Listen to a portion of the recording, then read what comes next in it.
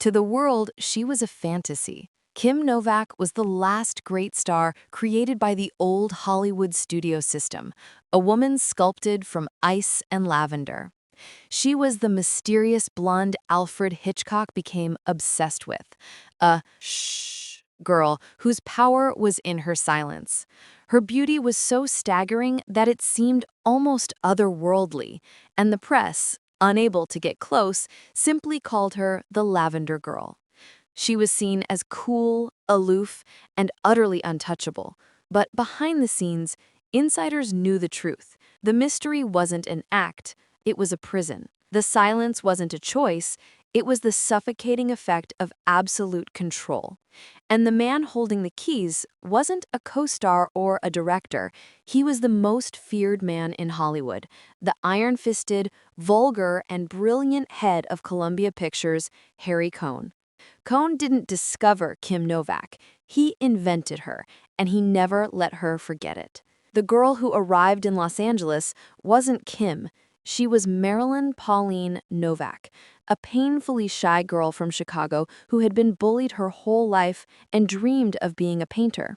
She stumbled into a studio casting call and in a whirlwind landed on Harry Cohn's desk. He saw her beauty as a blank canvas he could own, a rival to Columbia's reigning star, Rita Hayworth, and a direct competitor to Fox's bombshell, Marilyn Monroe. But first, he had to erase the person.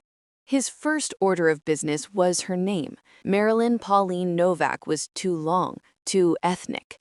He wanted something sharp and sexy. He handed her a contract with her new name, Kit Marlowe. The shy girl from Chicago, in her first real test, did the unthinkable. She said no. She refused to sign. I had a feeling, she'd let her say, that if I'd gone along with that name, I'd be swallowed up by it.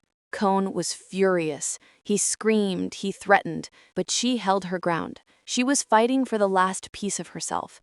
They finally compromised on Kim. She may have kept her last name, but Cohn had won the larger war. He had taught her that even her own identity was a negotiation. Next came the branding. Cohn's marketing machine dubbed her the Lavender Girl. It was a total, suffocating transformation.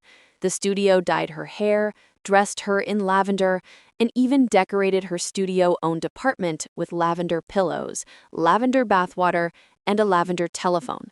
The crushing irony? Kim Novak hated the color. Cohn's control was absolute, and it was psychological. He needed her to know exactly what she was to him. During one of her first wardrobe meetings, he looked her up and down, and in front of the entire crew, he delivered the line that would define her career. "You're a piece of meat, that's all." It wasn't just a cruel remark. It was his literal business philosophy. He moved her into the studio's dormitory, the Gower Hall of Hollywood, which was less a home and more a gilded cage with a strict curfew. He micromanaged her life, and when she wasn't on set, he had her followed by a swarm of private detectives. She was his property, his prized investment, and he would guard it as such. This was the Kim Novak the world adored, a stunning, silent woman who seemed to glide through films. But in reality, she was a terrified girl owned by a tyrant who saw her as an object. She was trapped, and any attempt to live, to breathe, or to love would be seen as an act of rebellion. And for Harry Cohn, rebellion was one sin he would never, ever forgive. If you'd like to support the research we do to uncover deep stories like this one, please take a moment to like this video and subscribe to our channel. Your support means we can continue to bring these untold truths to light. For years, Kim Novak played the part of the perfect object. She was Cohn's Lavender Girl, the studio's prized possession, and she understood the rules of her gilded cage. She smiled for the cameras, she wore the clothes John Louis designed for her, and she endured the suffocating control. She even became a superstar, delivering massive hits like Picnic and becoming the definitive Hitchcock blonde in Vertigo. On the outside, she was the epitome of success. On the inside, she was still Marilyn Novak, the shy girl desperate to be seen as a person, not property. And then, in 1956, she committed the ultimate act of defiance. It wasn't a contract dispute or an artistic tantrum. She fell in love. His name was Sammy Davis Jr. In the deeply segregated, paranoid world of 1950s Hollywood, this was not just a taboo relationship, it was an explosion. He was the biggest black entertainer in the world, and she was Harry Cohn's biggest white movie star. To Cohn, this wasn't just a romance, it was a betrayal. It was his prized piece of meat asserting that it had a heart and a mind of its own. Their meeting was a spark in a tinderbox. They were introduced by a mutual friend, the actor Tony Curtis. They met at a party and the connection was instant. They talked and laughed all night. But in Hollywood, you're never alone. Studio spies and gossip columnists were everywhere. Soon, the whispers hit the tabloids. The panic was immediate. Harry Cohn's entire business model was built on selling a fantasy of white, untouchable beauty to middle America. A relationship with a black man, no matter how famous or talented, would shatter that fantasy. It threatened the one thing Cohn cared about more than power, his profits. He was infuriated. Kim Novak knew the danger. Sammy Davis Jr., who had navigated the brutal racism of the era his entire life, knew the danger was lethal. But for Novak, this was the first real, authentic thing she had felt in years. It was more than love. It was a rebellion. She was determined to see him, regardless of the consequences. So they went underground. Their secret relationship became a high-stakes game of cat and mouse against the most powerful man they knew. They had to resort to clandestine tactics just to see each other. To avoid the ever-present studio spies and the private detective Cohn had on his payroll, Davis had to be smuggled into her home. He would later recall riding to her apartment, hidden, lying on the floor of his chauffeur-driven car, completely covered by a heavy rug.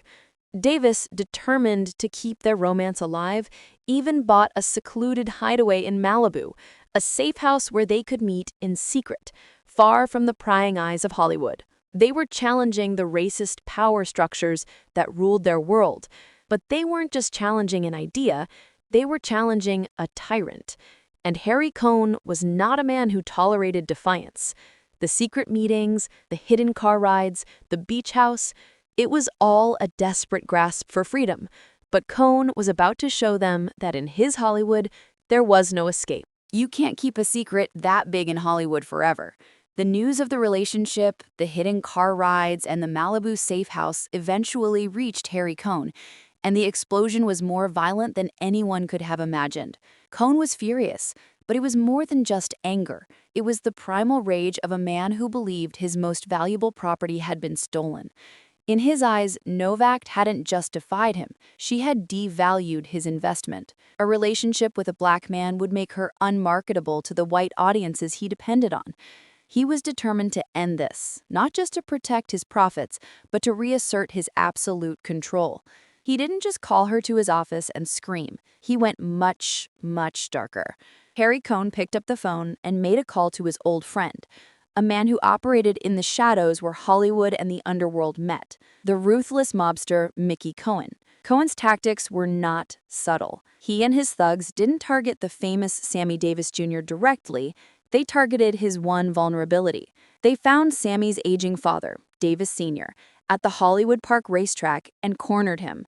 The ultimatum they delivered was chilling and brutal. Tell Sammy to break things off with Novak, the message was, or else. The or else was horrifyingly specific. Sammy would have his legs broken, and then they would gouge out his remaining eye. This wasn't a negotiation. It was a death sentence for a career and a life. Davis Sr. was terrified. He knew these men were not bluffing. He relayed the message to his son. Sammy, despite all his fame and his own connections, was trapped. He couldn't fight the combined forces of a studio mogul and the mob. But the threat came with one final, humiliating demand. To prove the relationship was over, Mickey Cohn gave Sammy Davis Jr. a 24-hour deadline to marry a black woman. In January 1958, a terrified Sammy Davis Jr. scrambled to save his life. Harry Cohn reportedly wrote a massive check to a 23-year-old singer named Lorraine White, and a sham wedding was arranged. The marriage was a public relations stunt, but a private catastrophe. Davis, deeply frustrated and trapped, struggled with alcoholism and in a fit of despair, physically attacked his new wife on their wedding day. His life was in a continuous struggle. A friend later found Davis holding a gun to his own head. And what about Kim? She was shocked, devastated, and utterly broken by the entire situation. The relationship, which she had always maintained was a deep, platonic friendship, had been violently ripped apart by the man who owned her contract. She saw firsthand that her stardom was a sham. She was still just a piece of meat to be controlled. And she began to question her entire association with Hollywood. The final, bitter irony came just 1 month after Davis's fake wedding. Harry Cohn, the tyrant who had created her, controlled her, and threatened to destroy the man she cared for, suddenly died of a heart failure. The man who had followed her with private detectives was gone. But for Kim Novak, it was too late. The damage was done. The man was dead, but the system he built, a system of control, objectification, and cruelty, was still standing. She had seen the true face of Hollywood, and she wanted out. She had won her name, but she had lost the war for her own soul. And so, Kim Novak began to do what she had always dreamed of. She began to plan her escape. The system that allowed a man like Cohn to thrive, the machine that demanded she be a piece of meat instead of a person, was still running. She had seen the true face of Hollywood, and she knew she had to get out. So, she planned her escape. It wasn't immediate, but it was decisive. She began to turn away from the roles that defined her, seeking solace in her original passion, her art. The Lavender Girl began to disappear, replaced by a woman painting surreal and impressionistic works, trying to process the trauma she had endured. And then, far from the spotlight, she found the one thing Hollywood could never give her, a normal life. In 1974, a veterinarian named Dr. Robert Malloy came to her ranch to treat a sick horse.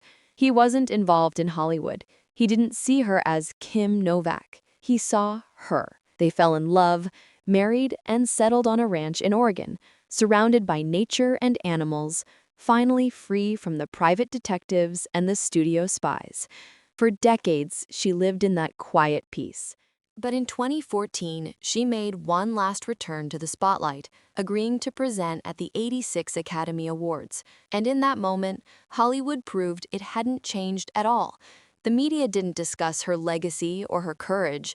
They attacked her face. The cruel speculation about her appearance was relentless. Even Donald Trump chimed in with a nasty tweet, saying she should sue her plastic surgeon. Decades after Harry Cohn called her a piece of meat, the world was reminding her that they still saw her as nothing more than an object to be judged. But this time was different. She wasn't that terrified girl in Cohn's office. This time, she fought back. She wrote a powerful, open letter to her bullies, admitting she had made mistakes, but refusing to be shamed. And she ended with a question that silenced the entire industry. Is there anyone out there who hasn't made mistakes in their lives? In the end, Kim Novak's greatest performance wasn't in Vertigo. It was her escape, a 60-year fight to reclaim her own name, her own face, and her own soul from the machine that tried to own her. Thanks for watching. If you want to know the hidden truths behind more of Hollywood's biggest stories, make sure to like this video and subscribe to the channel. The stories you think you know are rarely the full truth.